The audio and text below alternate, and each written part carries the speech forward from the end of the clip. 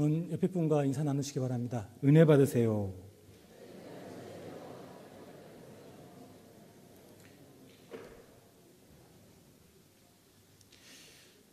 내일 8월 15일은 이 나라가 일본에 의한 36년간의 강제 점령에서 해방과 자유를 맞은 지 66년째 되는 날입니다. 그러나 오늘까지도 기록된 역사와 증언들이 당신 나라를 잃어버린 백성들의 서름이 어떠했으며 이 민족의 정신과 그 뿌리까지라도 말살하려고 했던 그 일제의 압제가 얼마나 지독스러웠는가를 밝혀주고 있기에 이처럼 66년이라는 결코 짧지 않은 세월이 흘러갔음에도 불구하고 그 억압으로부터의 자유와 해방에 대한 기쁨과 감격보다는 여전히 그 일로 인한 아픔과 상처가 크게 남아있고 그 기억에서 자유롭지 못한 것이 사실인 것 같습니다. 특별히 얼마 전 일본의 몇몇 의원들이 독도를 방문하겠다고 했을 때 이에 대해 정부는 그 의원들이 입국할 경우 불미스러운 일이 일어날 소지가 크고 신변 안전을 보장할 수 없다는 이유로 입국 자체를 불허한 일이 있었습니다. 그런데 그러한 정부의 태도가 결코 과잉 반응이라 말하기가 어려운 것이 실제로 당시 그 의원들의 입국 예정일의 그 상황을 보도한 그 기사들을 보게 되면 여러 민족 단체들과 일반 시민들이 곳곳에서 그 의원들의 사진과 이름이 적힌 대형 플래카드에 불을 붙이는 모습과 또 격분한 시민들이 자주 독립에 관한 글귀가 적힌 피켓들을 흔들고 빨간 띠에 하얀색으로 대한민국 만세 또는 해방과 자유라고 적힌 머리띠를 두른 채 매우 격앙된 모습으로 시위하는 모습들이 실제로 있었기 때문입니다. 그런데 저는 그분들의 피켓을 꽉 쥔 손과 그 머리를 질끈 동여맨 끈을 바라보면서 저분들이 누려야 할 참 기쁨과 또 해방의 자유를 꽁꽁 묶어놓고 있는 것은 아닌가 하는 생각이 들어 조금 안타까웠습니다. 이것은 물론 결코 그분들의 나라에 대한 충정과 민족을 향한 그 사랑의 마음을 폄하하려는 것이 절대로 아닙니다. 다만 이 나라, 이 민족이 그 후손들까지라도 묶여있는 이 아픈 과거의 역사가 안겨다준 이 지독한 상처와 아픔에서 이 나라, 이 백성이 진정한 해방과 참된 자유를 누리게 되기를 간절히 소원하는 마음에서 드리는 말씀입니다. 그리고 진정 이 나라의 이 백성들 모두가 가져야 할 이 참된 해방과 자유가 과연 무엇인가 하는 것을 저희는 바로 조금 전에 읽었던 이 본문의 말씀을 통해서 확인할 수가 있습니다. 그런데 본문을 통해 우리가 먼저 보게 되는 것은 세상의 모든 사람들이 이처럼 간절히도 바라고 원하는 이 자유와 해방이라고 하는 이 주제가 도리어 이 세상에 참된 해방과 자유를 가져다 주시기 위해서 오신 그 예수님의 그 길을 전면에서 막아서고 있을 뿐만 아니라 그 예수님을 노골적으로 위협하고 있는 모습입니다.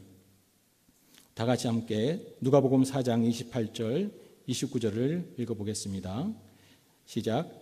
회당에 있는 자들이 이것을 듣고 다 크게 화가 나서 일어나 동네 밖으로 쫓아내어 그 동네가 건설된 산 낭떠러지까지 끌고 가서 밀쳐 떨어뜨리고자 하되, 지금 크게 화가 나서 예수님을 동네 밖으로 끌고 가 그것도 산 아래 낭떠러지로 밀쳐 떨어뜨리고자 한 사람들이 누구인 줄 아시겠습니까?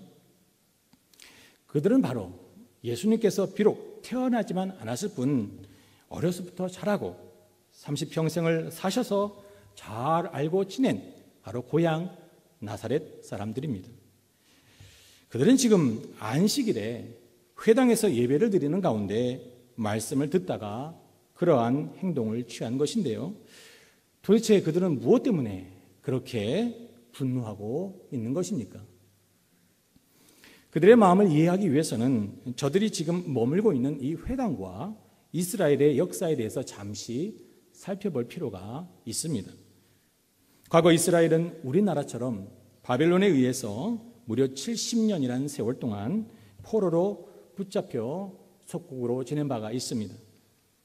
그때 그들이 자신들이 하나님의 선택된 백성으로서 이 같은 수치스러운 일은 다시는 겪지 말아야 한다라는 각성을 가지고 자국으로 돌아와서 이처럼 회당을 세우게 되고 그곳에서 그들은 이스라엘 백성들로 하여금 율법 중심의 신앙과 삶을 살도록 가르쳤습니다.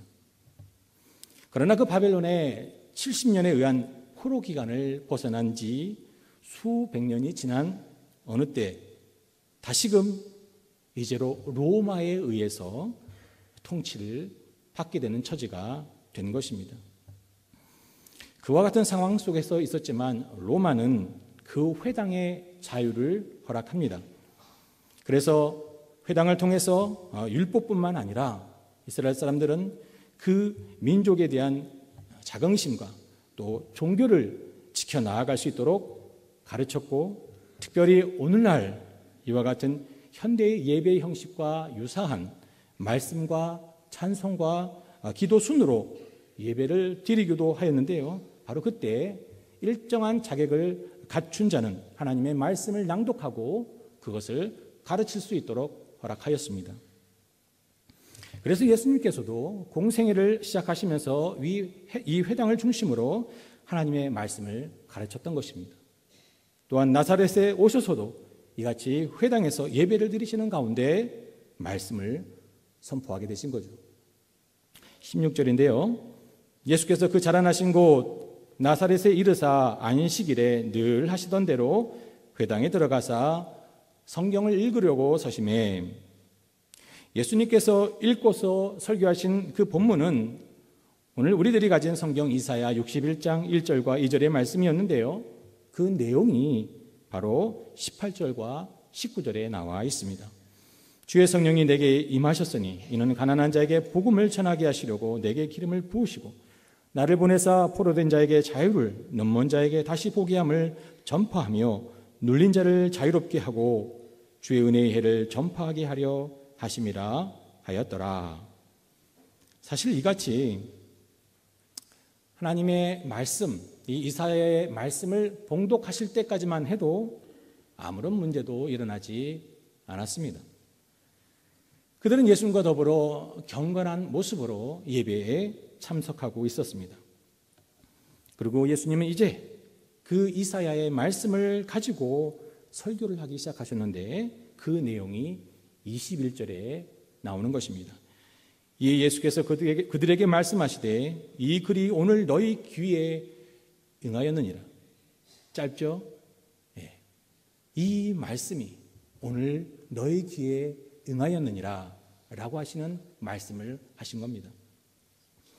예수님께서는 내가 앞서 봉독한 너희가 일찍이 들은 바 있는 이사야, 이 기록된 하나님의 약속의 말씀이 오늘 바로 지금 나를 통하여 이루어지고 있으며 반드시 이루어질 것이다 라고 선포하신 것입니다. 그런데 22절에 보시면 그 같은 예수님의 설교 말씀에 대한 반응이 나옵니다. 22절인데요. 그들이 다 그를 증언하고 그 입으로 나오는 바 은혜로운 말을 놀랍게 여겨 이르되 이 사람이 요셉의 아들이 아니냐. 그들의 반응이 어떻습니까? 놀라워했다라고 말씀합니다. 그런데 여기서 놀랍게 여겼다라는 것은 부정적인 뜻입니다. 매우 당혹스러워하고 있다라는 뜻에 가깝습니다. 그들이 어떤 식으로 그리고 왜 당혹스럽게 생각했는지는 이어서 하신 예수님의 설교의 말씀을 통해서 확인할 수가 있는데요. 23절의 말씀입니다. 예수께서 그들에게 이르시되 너희가 반드시 의사야 너 자신을 고치라 하는 속담을 인용하여 내게 말하기를 우리가 들은 바 가버나움에서 행한 일을 네 고향 여기서도 행하라 하리라. 지금 예수님께서 하신 이 말씀은 앞서 나사렛 사람들이 당혹스럽게 생각했던 그 마음의 실체가 무엇인가 하는 것을 아주 선명하게 드러내 주시는 말씀입니다. 그렇다면 과연 예수님께서 이사야의 말씀을 낭독하신 이후에 그 말씀이, 이사야의 그 말씀이 오늘 나를 통하여 성취되었다라고 하셨을 때 그 나사렛 사람들의 안식일의 회당에서 그 예배를 드리던 그들의 심중에 가졌던 생각이 무엇이었는 줄 아십니까? 이런 겁니다. 처음 이사야의 말씀을 들을 때만 해도 그들은 참 은혜롭게 받아들였습니다. 왜냐하면 그들이 지금 로마의 속국으로서 포로된 것과 같고 갇혀있는 것과 같은 처지에 놓여있는 그들에게 들려온 주님의 낭낭한 목소리의 이 이사야의 말씀은 나사렛 사람들로 하여금 하나님께서 지금 우리의 처지와 형편을 아시고 우리를 잊지 아니하고 계신다는 그 말씀으로 들려왔을 것이기 때문입니다. 그처럼 그들이 그 이사야의 말씀에 은혜를 받은 것은 사실이지만 이어서 하신 예수님의 말씀을 들을 때는 매우 당혹스러웠다는 겁니다. 왜냐하면 하나님께서 하나님의 백성된 자신들에게 그 같은 예언의 말씀을 성취하시고자 그 약속하신 바대로 메시아를 보내셔서 그와 같이 포로된 자, 갇힌 자를 자유하게 하고 영원한 희년을 선물로 가져다 주실 때에는 의당 그것을 가져다 줄 자의 모습이 과거 이스라엘을 출애굽시켰던 그 위대한 지도자 모세의 모습과도 같고 또 이스라엘을 통일시키고 부강한 나라로 일으켰던 다윗 왕과도 같은 어떤 찬란한 모습으로 그렇게 보내실 것이라 확신하고 기대하고 있었는데 그 예언의 말씀이 자신을 통하여 성취된다라고 하신 그 예수님의 모습은 아무리 천천히 뜯어봐도 하나님이 보내신 자라는 신적인 증거를 전혀 찾아볼 수가 없었기 때문입니다. 그들로 하여금 예수님의 모습을 보고 그와 같이 당혹스럽게 여길만 했던 것도 사실은 크게 이상할 것이 없습니다. 왜냐하면 그 예수는 자신들이 잘 아는 목수인 요셉의 아들이요, 예수님도 또한 한때 목수였을 뿐만 아니라 더욱이 그 예수님 이후에 태어난 예수님의 다른 형제와 자매들은 지금 회당에서 이처럼 예배를 드리는 그 사람들의 그 자녀들과 여전히 친구로 지내고 있었을지도 모르기 때문입니다. 그런 예수가 자신들의 그와 같은 기대와 꿈을 실현시킬 가능성은 전혀 없어 보였던 거죠. 그래서 그들이 예수님의 그 설교를 듣고 매우 당혹스러워 할 수밖에 없었던 것입니다. 그러나 예수님께서 인용하신 여기 나오는 이 포로된 자라고 하는 이 말씀은 죄 아래 갇혀 신음하는 인류를 향하여 하신 말씀인 것입니다. 그저 정치적이고 경제적인 것으로부터의 억압이 아니라 인간 모두를 하나같이 묶고 있는, 구속하고 있는, 결박하고 있는 죄와 사망의 문제로부터의 구원과 자유와 해방을 말씀하는 것이었습니다. 그러나 나사렛 사람들은 이미도 자신들은 하나님의 의로운 백성이라 일찌감치 생각하고 있었고, 그리고 의로운 백성에게 하나님께서 그와 같은 정치적인, 경제적인 해방과 자유를 주실 메시아를 보내주실 것이라 그들은 생각하고 있었다는 거죠. 그러니 예수님께서 하신 그 말씀 때문에 그들의 속이 부글부글 끓는 것은 어찌할 수 없는 것입니다. 이에 예수님께서 뭐라고 말씀하신 줄 아십니까? 24절에 나옵니다. 또 이르시되 내가 진실로 너희에게 이르노니 선지자가 고향에서는 환영을 받는 자가 없느니라. 지금 예수님께서 하시는 이 말씀의 핵심은 한마디로 너희는 지금 너희가 하나님의 자녀된 자들이라 확신하고 또한 그 자녀된 자들에게는 하나님께서 마땅히 그 같은 정치적인 억압과 경제적인 그 문제로부터 해방과 자유를 가져다 줄 것이라 기대하고 나를 바라보기 때문에 그렇게 당혹스러워하는데 과연 누가 하나님의 백성이란 말이냐? 내가 볼 때는 너희는 과거 너희의 조상들과 다를 바 없는 것 같은데 너희 조상들이 하나님이 보내신 선지자들을 어떻게 대우했는지 성경을 통해서 읽어보지도 못했느냐? 과거 너희 조상들은 스스로 하나님의 자녀라 확신하였으면서도 그토록 끝까지 불순종하였고 더욱이 하나님께서 저희를 사랑하사 깨우쳐 돌이키게 하시려고 보내신 하나님의 말씀의 종들을 어떻게 대우하였느냐? 대적하고 잡아 가두기도 하고 죽이지 않았느냐 하는 말이다. 그렇다면 너희는 그러한 조상들이 하나님의 백성이다라고 믿는다는 말이냐? 라고 지금 예수님께서는 반문하고 계시는 겁니다. 혹 너희는 이처럼 회당에 앉아 하나님께 예배를 드리고 또 이 율법의 말씀을 경청하고 있는 것으로 과거 선지자를 핍박한 조상들과는 다르며 너희들만큼은 정녕 하나님의 백성이라 확신하고 있다는 말이냐? 라고 반문하고 계신다는 겁니다. 예수님이 이와 같은 자신의 반문에 대해 결코 아니지 않지 않느냐?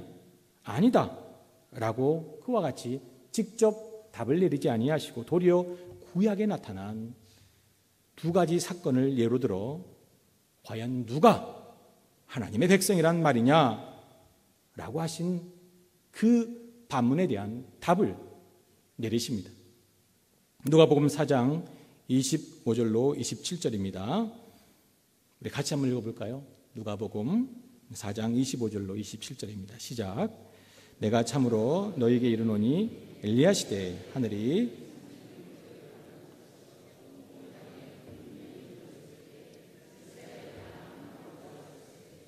엘리야가 그중 한 사람에게도 보내심을 받지 않고 오직 시돈 땅에 있는 사렙다의 한 과부에게 뿐이었으며 또 선지자 엘리사 때에 이스라엘에 많은 나병 환자가 있었으되 그 중에 한 사람도 깨끗함을 얻지 못하고 오직 수리아 사람 나아만 뿐이었느니라. 아멘.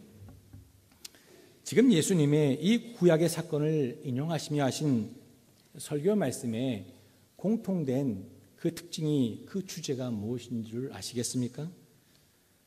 그것은 어떠한 기적이나 능력에 관하여 하시는 말씀이 아닙니다. 이것은 다만 이방인에게도 구원은 있다 라고 하는 그 뜻을 말씀하고 있는 겁니다. 예수님께서는 그들에게 묻고 있는 거죠. 다시금 반문하고 있는 거죠. 이스라엘 사람들이 그처럼 인간도 아니요, 세상의 짐승과 다를 바 없다고 여기는 이방인들이 하나님 앞에서 어떠한 대접을 받았는가, 그 말씀을 상고하여 한번 생각해 보라는 것입니다. 그들도 또한 하나님 앞에 은혜를 입지 아니하였느냐? 다시 말해서 진정 하나님의 백성은 너희가 그렇게 생각하는 것처럼 인간의 어떤 거룩한 행위나 쌓이는 공로를 통해서 되어지는 것이 결코 아니며 오직 하나님께서 선택하시고 부르심으로써 곧 은혜로 말미암아 자녀가 될 수 있다라고 하는 사실을 어찌하여 너희가 깨닫지 못하느냐? 어찌하여 너희가 스스로 이미도 하나님의 백성이다라고 생각하고 있느냐라고 하시며 그들의 그와 같은 착각에 일침을 놓고 계신 겁니다. 물론 나사렛 사람들이 격분하게 되어지는 그 원인이 이 말씀에 있었던 겁니다. 주님의 이 구약의 인용은 너희가 하나님의 자녀라고, 너희가 진정 하나님의 자녀라고 생각한단 말이냐? 결코 그렇지 않다. 너희는 어쩌면 너희가 개보다 못하게 여기는 저 이방인보다 훨씬 더 불쌍한 처지에 있는 자들이라 말하는 것 같은 이 예수님의 설교의 말씀에 분노가 치밀어 오른 것입니다. 그들이 갖고 있던 거룩한 선민의식을 훼손시키고 오랫동안 갖고 있던 그 신앙의 정체성을 흔들어 놓으며 믿음과 확신을 단번에 무너뜨린 그 예수님의 충격적인 설교는 더 이상 들을 곳도 없는, 마땅히 거룩하신 하나님과 거룩한 하나님의 백성인 자신들을 모독하는 행위요 범죄이기에 마땅히 사형에 처해야 한다라고 하면서 그처럼 산 아래 낭떠러지로 밀쳐 떨어뜨린 후에 돌로 내려치고자 그 같은 행동을 취했던 것입니다. 저희가 주의 깊게 살펴봐야 할 것이 지금부터입니다. 이것이 매우 중요합니다. 그처럼 나사렛 사람들이 하나님의 백성된 자들은 마땅히 과거 모세와 다윗을 통해 보여주신 바와 같이 이방에 의한 이와 같은 억압으로부터의 해방과 배고픔과 같은 이 경제적인 것으로부터의 자유를 허락해 주실 것이라 속으로 기대한 그들의 기대에는 예수님께서 사실 어떠한 대답도 대꾸도 일체의 언급도 하지 아니하시고 오직 스스로 하나님의 백성이라 확신하고 있던 저들의 생각에 대해서만 그렇게 누가 하나님의 백성이란 말이냐라고 지적하신 그 사실입니다. 그렇습니다. 앞서 말씀을 드렸듯이 예수님께서는 너희가 회당에서 예배를 드릴 줄도 알고 율법을 공부하는 종교적인 이와 같은 거룩한 행위를 하는 것으로 너희 자신들이 하나님의 자녀라고 믿는다는 말이냐?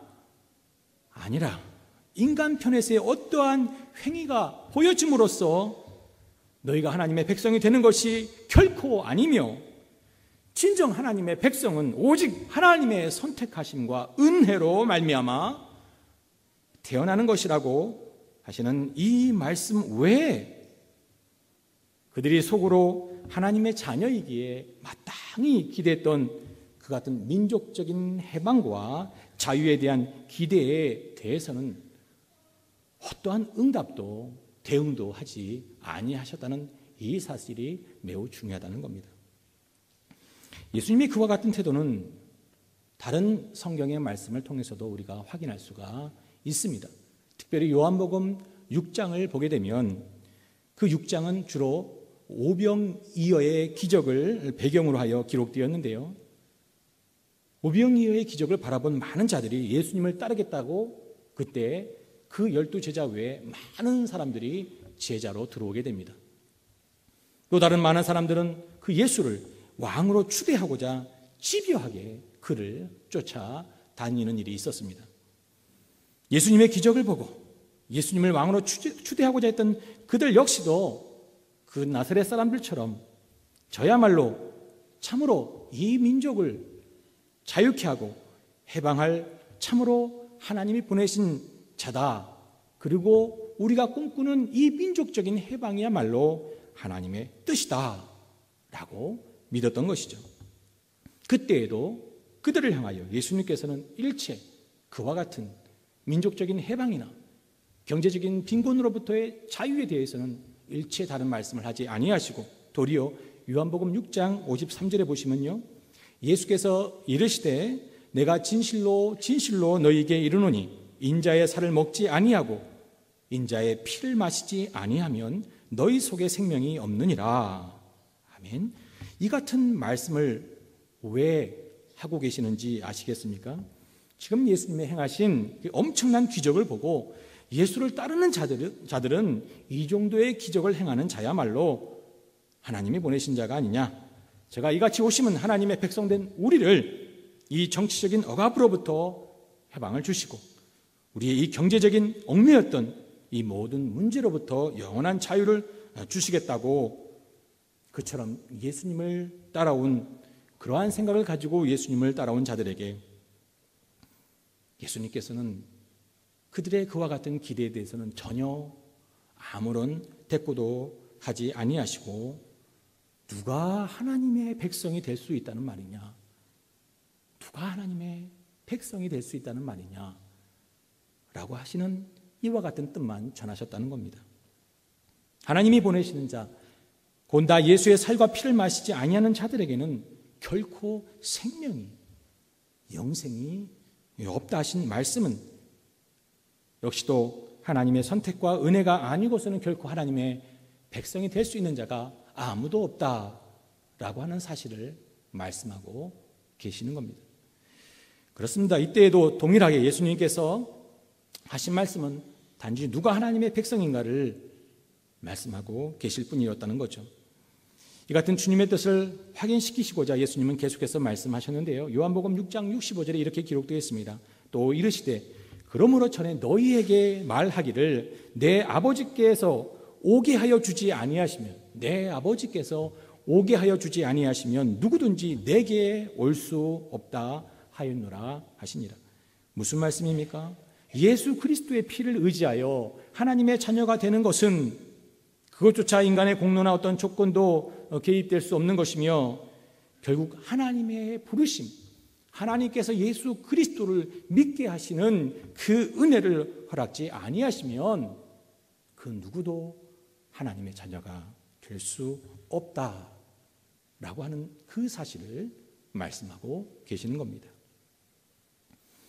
이처럼 요한복음 6장에서도 그 따르던 자들이 소원했던 정치적이고도 경제적인 문제들로부터의 해방과 자유에 대한 그 기대에 대해서는 아무런 전혀 대꾸도 하지 아니하셨습니다.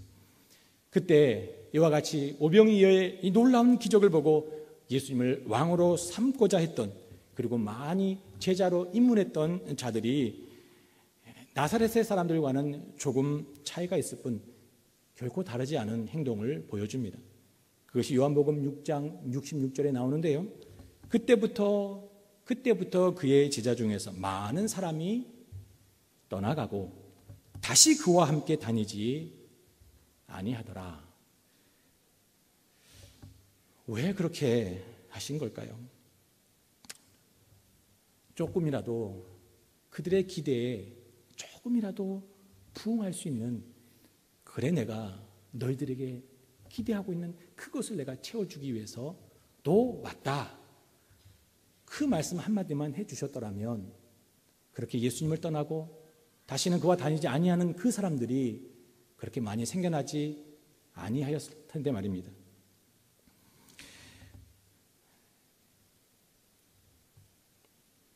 비록 예수님께서는 직접적으로 언급하지는 않으셨지만 결국 이것을 말씀하고 싶으신 겁니다. 만약 이 땅에서 살아가는 사람들 중에 이 죄의 문제, 이 사망의 문제를 해결받지 못하는 자들은 곧 하나님의 백성이 되지 못하는 자는 너희들이 그와 같이 기대하는 정치적인 해방과 경제적인 자유의 문제를 해결함 받았다 할지라도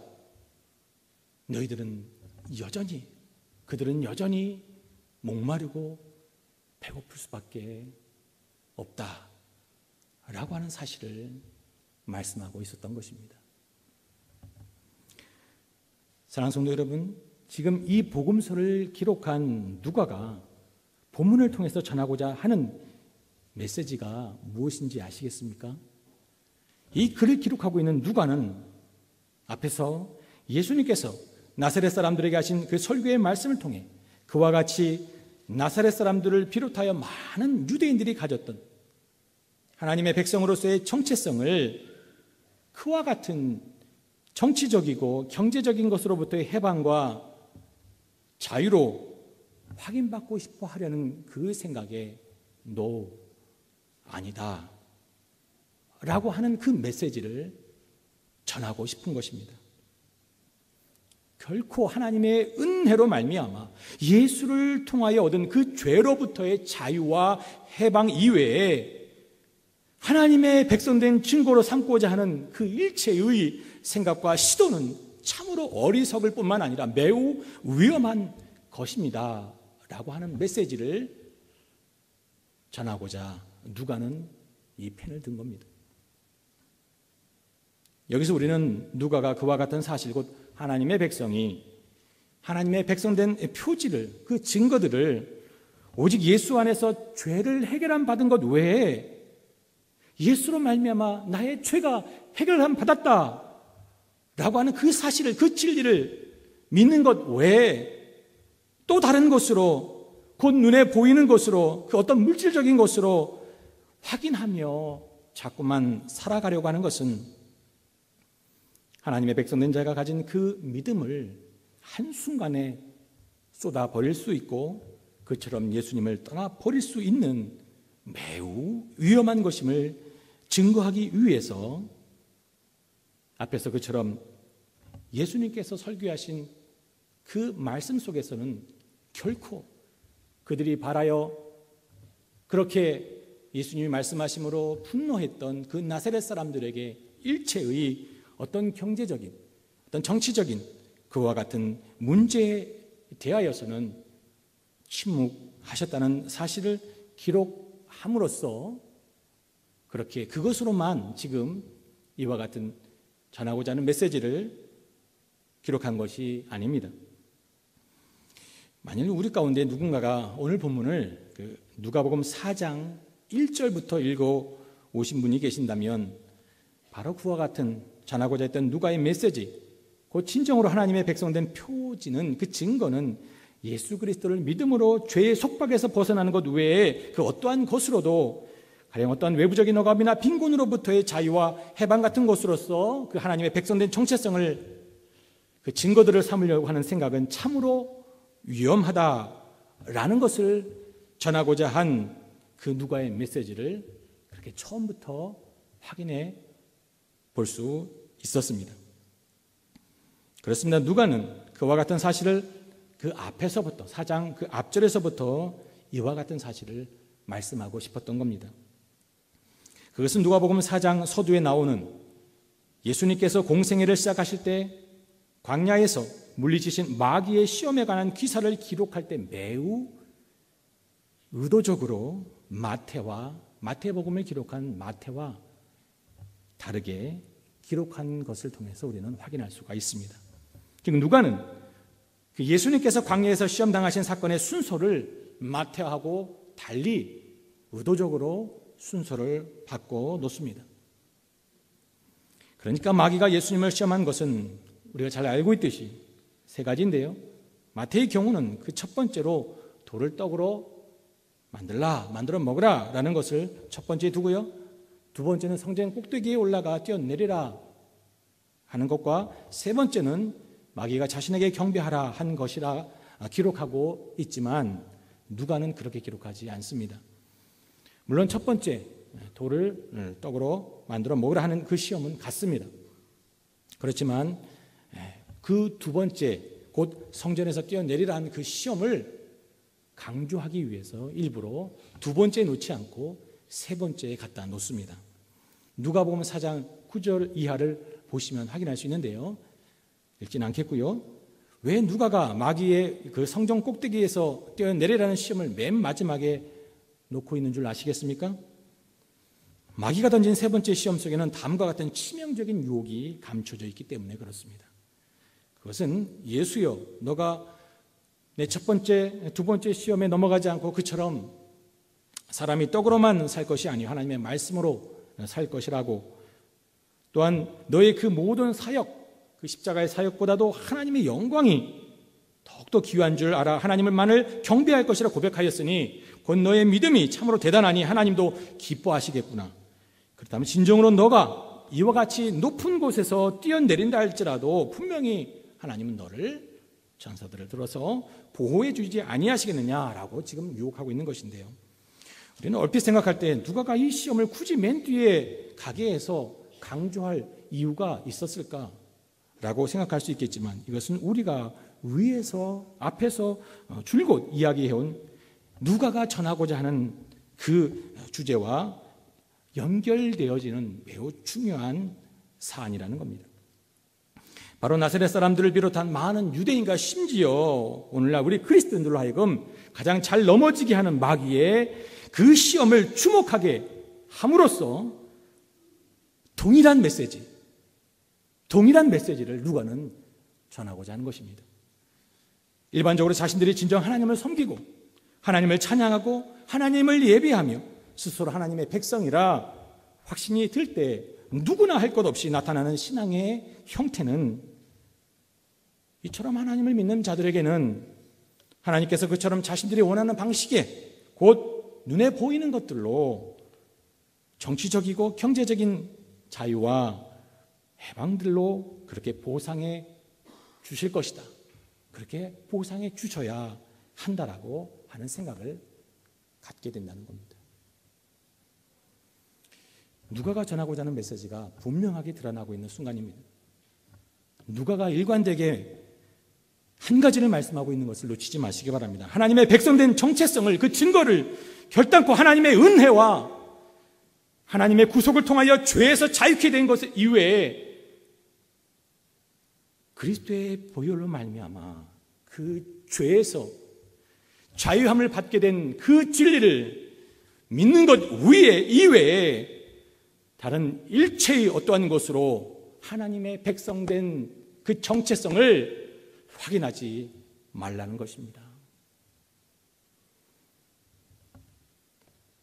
정리하자면 누가는 첫째로 예수님의 과거 어떤 사람이 과연 누가 하나님의 백성이냐라고 하신 그 말씀 외에 그 어떤 그들의 기대에도 부응하지 아니하셨다는 그 말씀, 그 설교를 통해서 그 한 가지 메시지, 그리스도 예수 안에서 그 보혈로 그 죄에서 자유케 되어진 그 진리를 믿는 것 외에 결코 다른 것으로는 하나님의 백성 되어진 하나님의 자녀된 그 증거를 자꾸만 확인하려고 하지 말라라고 하는 그 메시지를 전하였고요.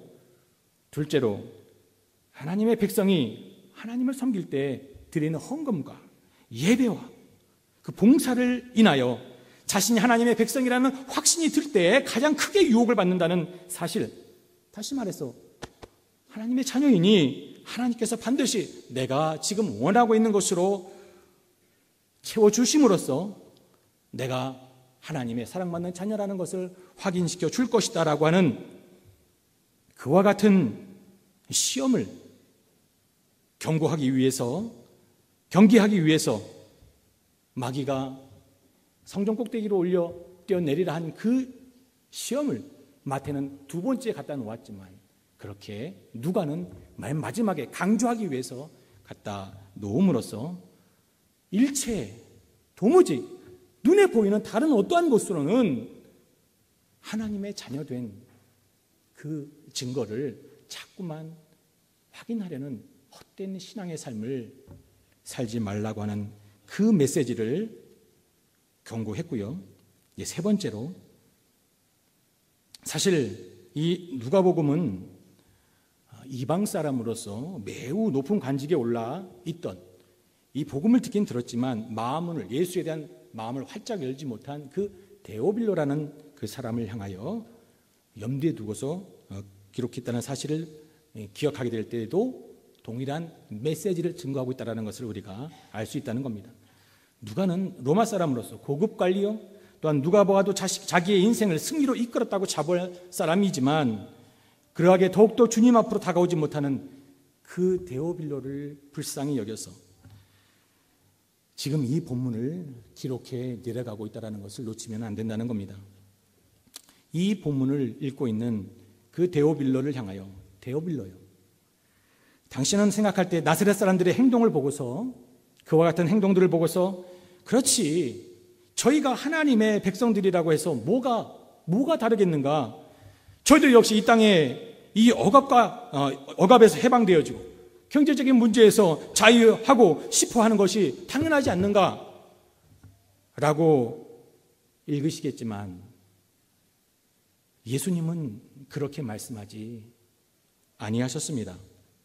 그러면서 누가는 예수님의 그 같은 말씀을 통해 강하게 그 메시지를 전하고 있는 겁니다. 예수님은 데오빌로요, 예수님은 다만 이스라엘의 정치적, 사회적, 민족적 해방을 위해서 오신 그런 해방자가 아닙니다.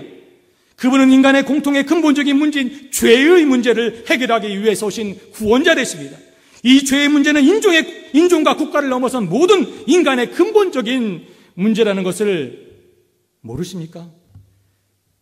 그렇습니다. 예수는 그저 우리 유대민족의 정치적 해방과 경제적인 문제를 해결하기 위해서 오신 분이 아니라 바로 당신의 죄와 당신의 그 고민하는 그 사망으로부터 신음하는 그 문제를 해결해 주시기 위해서, 그것으로부터 당신을 자유하게 해 주시고자 오신 분이란 말씀입니다.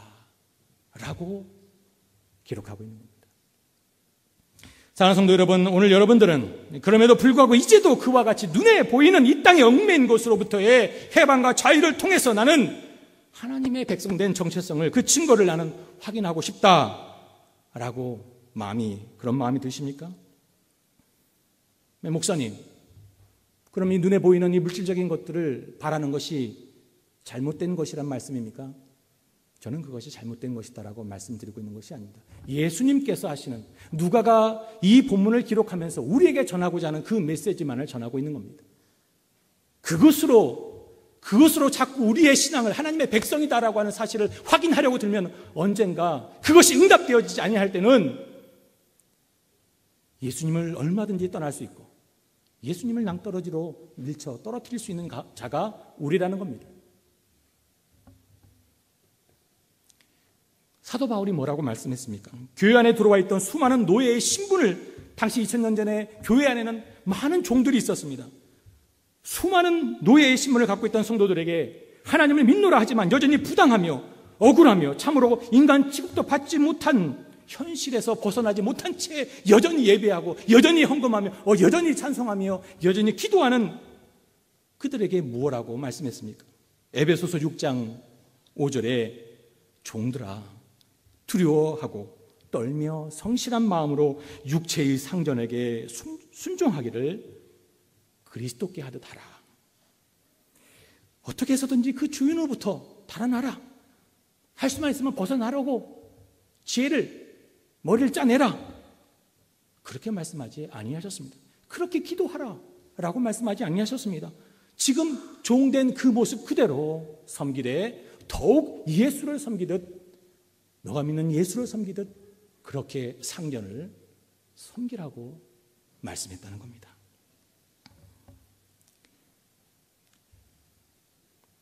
한번 우리의 현실을 돌아봤으면 좋겠습니다. 앞에서 언급한 일본과의 이와 같은 관계뿐만 아니라 현실적으로 주변 강대국들 속에서 정치적으로 결코 자유하지 못하는 우리의 현실, 우리나라의 현실, 또 들려오는 그 미국의 신용등급의 하락의 그 강풍이 한국 경제에 미치는 영향 등은 향후 어떠한 방향으로 나타날지 예측하기 어려운 현실 속에 있는 우리는 어떠한 모습으로 살아가고 있습니까? 그러나 기억하십시오. 이와 같은 소식은 해마다 우리가 부름을 잊고 주님을 만나 배웠든지 아니면 주님이 오셔서 우리를 영접해 주시든지 우리 곁을 떠나지 아니하고 우리를 계속해서 얽어매려고 하는 그와 같은 문제들일 뿐이라는 사실입니다. 우리는 그와 같은 문제에 얽매일 수 없는 사람이라는 것을 믿으시기 바랍니다. 우리는 이미도 그것과는 도무지 비교할 수 없는 바로 그 어마어마한 죄의 문제로부터 자유함을 얻은 사람들이기 때문에 그렇습니다. 그것은 바로 우리가 하나님의 자녀가 되었다라는 것을 말씀하는 거고요. 우리는 이미도 이 땅에서 하늘을 사는 하늘의 시민권을 가진 자라는 것을 말씀해주고 있는 것이기 때문에 그렇습니다. 그럼 우리가 한 번 더 고민하고 돌아봐야 할 것은 오늘 우리가 예수님을 통해 허락받은 죄로부터의 그 자유함을, 이 죄로부터의 자유함을 약속받은 그 기쁨과 그 평강을, 그 안식을 진정 이 땅에서 지금 내가 처한 이 현실 속에서 누리고 살아가고 있는가, 내 심령을 돌아봐야 한다는 겁니다. 여전히도 풀리지 않는 이 안타까운, 옆에서 보기에도 안타까운 그러한 문제들 속에서라도 도리어 그 믿음을 지켜 스스로 섬겨주신 그 주님의 본을 따라 그 문제에 들어가서 섬기는 자로 살아가는 모습이 우리 가운데 있는가 돌아봐야 한다는 것입니다. 그것이야말로 진정 진리를 아는 자가 이 땅에서 추구할 참 자유하는 삶이기 때문에 그렇습니다. 끝으로 한번 우리가 돌아보았으면 좋겠습니다. 오늘날 우리 예수님을 또 이 주님의 몸된 교회를 그리고 기독교라고 하는 이 성스러운 이름을 누가 벼랑 끝으로 몰고 가고 있는 겁니까? 저 세상 사람들입니까? 나사렛 사람들입니까? 유대 사람들입니까? 누구입니까? 하나님 앞에 나와 예배를 드리지만 하나님의 말씀을 들어 알고 있지만 여전히 하나님께서 허락하신 이 놀라운 죄와 사망에서 자유케 하신 이 사실보다는 죄에서 해방되었다라고 하는 이 사실보다는 여전히 그래도 이 땅의 것으로 보상을 받는 것이야말로 하나님의 자녀된 증거요, 하나님 앞에 축복받고 있다라고 하는, 사랑받고 있다라는 표지라고 확신하며 살아가고자 여전히 이 땅의 것을 확보하고자 하는 그 열망으로, 그 기대로 계속해서 살아가려고 하는 우리 속에 있는 그 육신의 정욕이 아니겠습니까? 또한 참으로 모든 것의 주인이셨지만 스스로 모든 것의 종이 되셨던 예수님께서 보이신 그 섬김의 모습을 여전히도 자존심 상해하고 도리어 대접을 받는 것으로, 다른 사람에게 인정을 받는 것으로, 칭찬을 듣는 것으로 하나님께 나는 인정을 받고 있고 하나님께서 축복해 주는 자다 라고 생각하는 우리 안에 감춰진 그 이생의 자랑이 그처럼 맛을 잃은 소금이 밖에 버려져 사람들의 발에 밟히는 것과 같이 우리 주님과 그의 몸된 거룩한 교회와 이 그리스도교라는, 이 기독교라는 이름을 더럽히고 있는 것은 아닌가 하는 말씀입니다. 진지하게 돌아봐야 한다는 겁니다. 말씀을 맺습니다. 하나님의 백성으로서 이 땅에 그 무엇에도 얽매이지 마시기 바랍니다. 주님의 이름으로 부탁을 드립니다. 아무 곳에도, 그 무엇에도 얽매이지 마시기 바랍니다. 그러나 기억하십시오. 그것은 오늘 우리를 둘러싼 그 모든 사람과 문제로부터 벗어나고자 하지 아니할 때에 곧 스스로 종이 되고자 할 때에만 가능하다는 사실 말입니다. 그렇다면 우리가 어떻게 이같이 어렵고 힘든 사람과 문제 속으로 당당히 섬기며 들어갈 수 있겠습니까? 그것은 오직 죄로부터 자유하게 된 것 외에 그 어떠한 곳으로도 하나님의 자녀된 증거를 삼지 아니하겠다라고 하는 그 결단으로 말미암아서만 가능하다라는 것을 기억하실 수 있길 바랍니다. 진정 이 같은 진리를 깨달으시고 이 진리로 말미암아 이 한 주간 더 나아가서 평생에 하늘의 참 자유자로서 이 세상이 빼앗아갈 수 없는 기쁨과 평강을 누리며 당당하게 살아가시는 저와 여러분 모두가 되실 수 있기를 주님의 이름으로 축원을 드립니다. 아멘.